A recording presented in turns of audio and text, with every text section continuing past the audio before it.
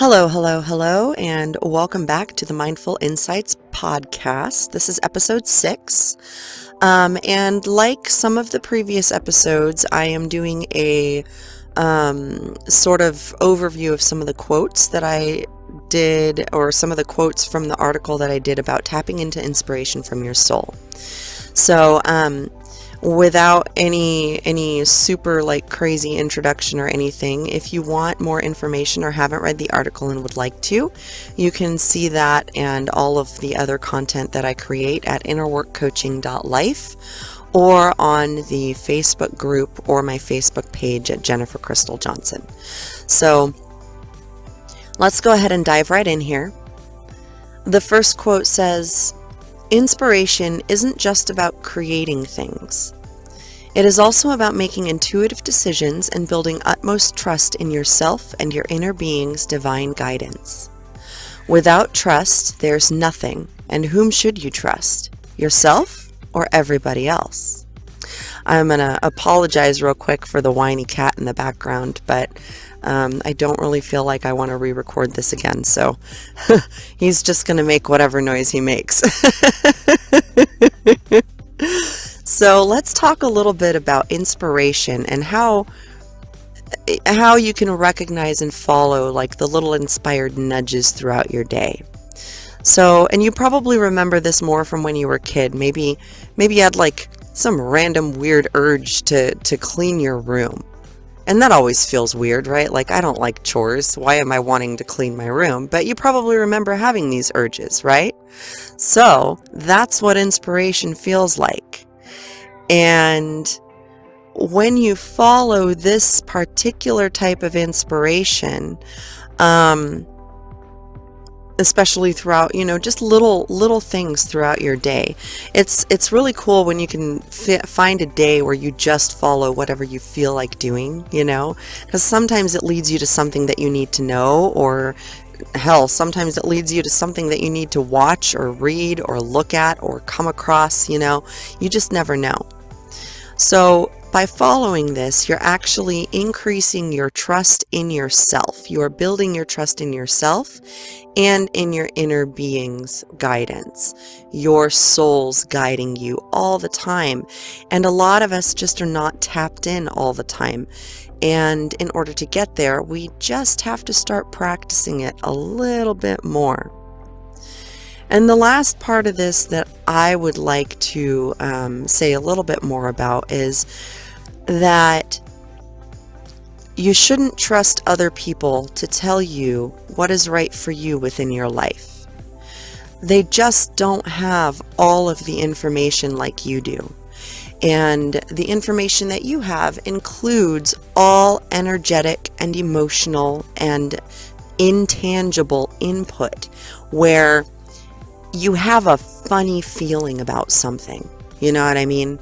Or you just know that you're not supposed to leave right yet, or you're not supposed to do a certain thing quite yet.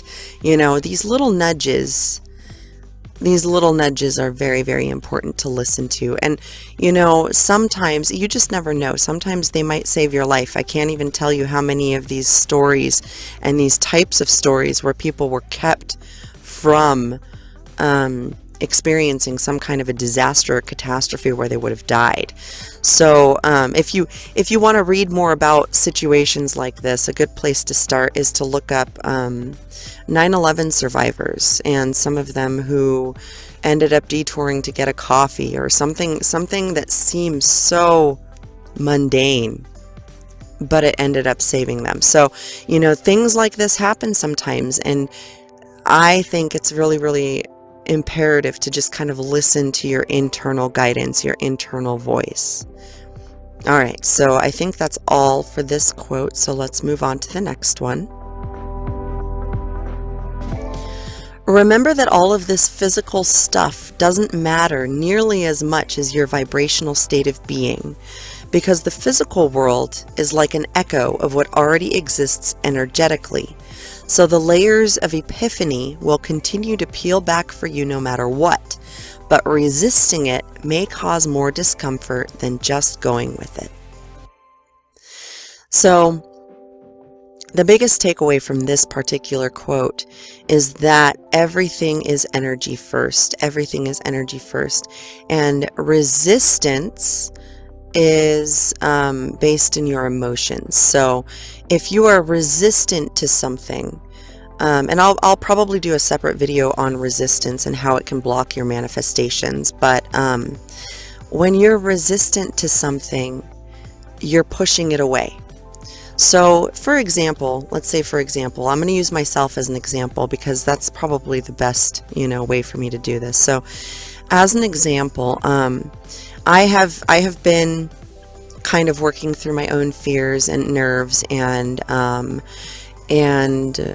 worries, I guess, about posting some of the topics that I would like to write about, because many of them are controversial, especially for people who are too wrapped up in the physical time-space rules and constructs and structures and systems and things like that. Some of these topics are extremely controversial. So, this past week I wrote 13,000 words about how the LGBTQ community is actually helping to raise the vibration and consciousness of the collective.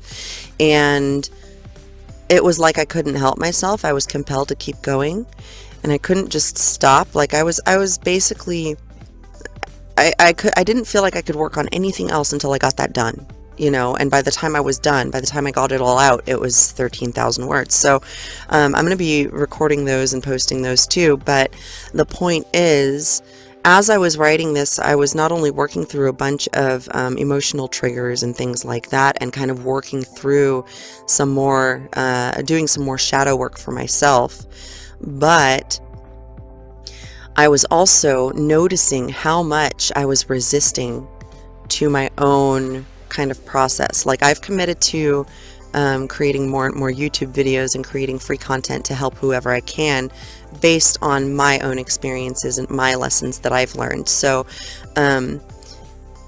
it's a little bit intimidating some days, anybody who has done anything like this is going to know that it's a little intimidating some days to put yourself out there like that and to share these things. However, when you allow those emotions of feeling intimidated and of feeling unworthy and not good enough, or like people are going to be angry with you for sharing how you feel, right? These kinds of things are all resistant energy. So the best way, I don't want to say just ignore it, but when you sit with it, right, you can identify where it's coming from, and that will allow you to discern whether it's coming from you and your inner being, or if it's coming from your conditioning or your programming. So one of the things that is part of my programming is feeling guilty all the time, because I was guilt tripped a lot, and I always try to be as good of a person as I can and try to be as kind to people as I can. It takes a lot before somebody crosses a line and just pushes me too far. And at that point, and I'm not saying that I'm perfect or anything like that, but this is what I try to do in the present, However, I understand that part of my conditioning is to feel like people are against me, because having been a scapegoat throughout several different experiences, this instills a sense of everything is always your fault. So this allowed me to kind of get to a place where I understand that some people are going to react negatively to some of the things that I post, because they're not going to understand exactly where I'm coming from, and they're going to think on a level of physical reality only. And when we're dealing with things like this and things from a soul and eternal perspective, you can't think from a physical reality only perspective. You can't think from that point of view and get all of the information you need or feel your truth. So knowing this, and knowing that there's nothing that I can do to control anyone else's reaction, has allowed me to just continue to share, even if I feel a little bit antsy, let's say, about posting certain things. The way I see it is either it's going to resonate with people or it's not. And the more resistance I feel within my being, the more resistant emotions I will attract to myself. So rather than allowing my ego or my false self to drag me down this, spiral of oh, people are going to hate it and people are going to attack me for my opinion. And this has happened in the past, so obviously it's a conditioned response. Rather than dwelling on that, I will dwell on how many people can I potentially help by sharing this information and expanding people's perspective, opening people up to a different point of view or different ideas that some of you may not have thought of before, just because you think differently. Everyone thinks differently. So resistance is not a good place to be, because it will actually push away what you're trying to manifest. So letting go and allowing life to kind of show you where you're supposed to be going, while also having a sort of plan, a flexible plan. That's kind of the best way to be able to roll with the punches and reach your goals during the same process.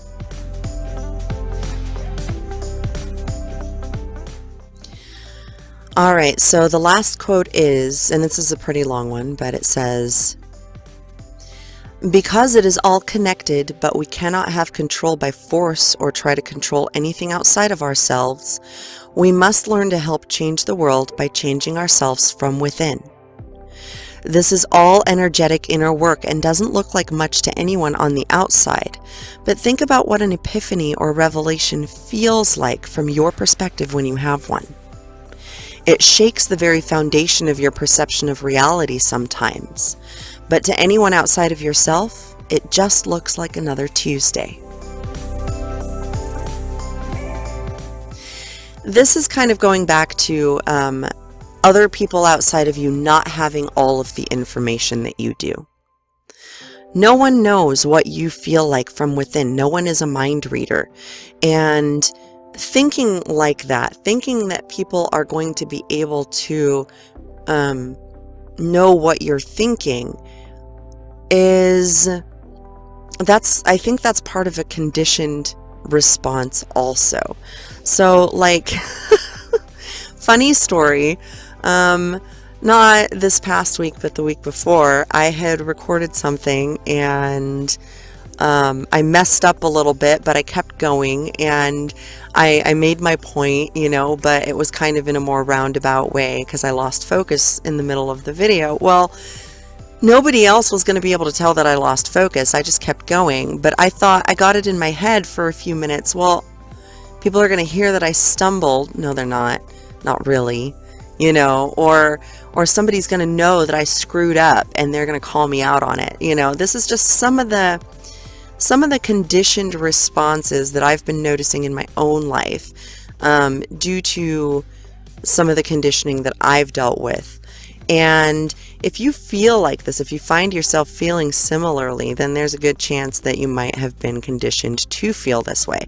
So learning how to discern what comes from external sources versus what comes from you, your true self within, your inner being, your soul, is a really great way. And the easiest way that I've found is just by being very aware and trying consciously to identify how I've been conditioned throughout my life, by maybe systems or people outside of myself who did want to try to control me.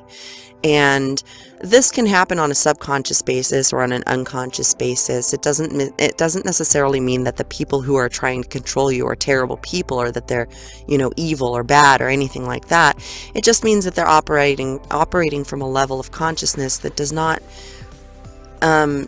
consider the interconnectedness and the oneness and the wholeness of everyone.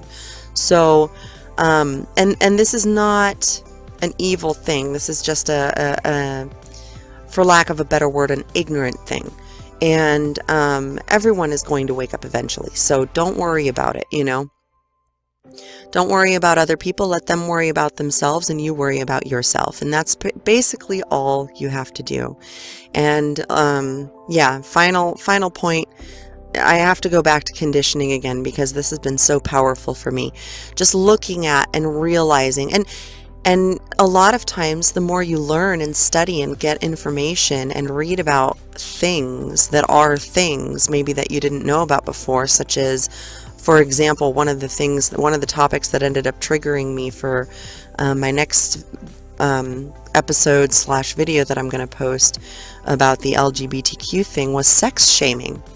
And so I started doing some research on sex shaming, and I realized that certain people in my life had been sex shaming me or quote unquote slut shaming me for a long time. And I didn't understand how that conditioned guilt and shame, and how they were shame shedding onto me by doing that, until just recently, until I started looking into the topic, and an epiphany after another, one layer after another peeling back again. So if you're feeling stuck, or like you haven't had a revelation in a while, I encourage you to go and do some reading, do some researching, find a topic, or stumble into a topic that maybe you need to see.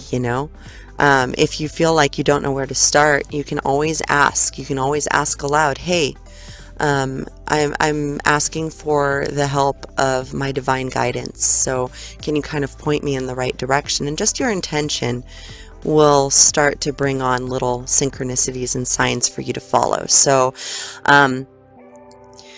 yeah, pay attention is the main message of all of my videos and all of my blogs and stuff. Pay attention, be mindful, practice mindfulness in your daily life. It doesn't mean you have to sit there and meditate for hours and hours and hours unless you want to, unless you're drawn to that. But it does mean that once you start paying attention, you'll really begin to start affecting your life and how it plays out for you. And that is the most beautiful thing ever. And it makes you feel like you're way more connected and like you have more power. It makes you more empowered. So I encourage everyone to start doing that. Just start noticing things, coincidences, synchronicities. It really opens your eyes to some of the little miracles of life and some of the magic that you can actually help to create within your daily life. All right, so this was long enough, I think. Thank you very much for being here and for listening and or watching. Again, if you would like more information, I have a ton of free content that I'm continuously creating on innerworkcoaching.life. You can also follow my YouTube channel, Jennifer Crystal Johnson. And yeah, I'm also on Facebook. I'm on all kinds of social media. And again, this is the Mindful Insights podcast. Thank you so much for being here, and I hope to see you again soon. Namaste.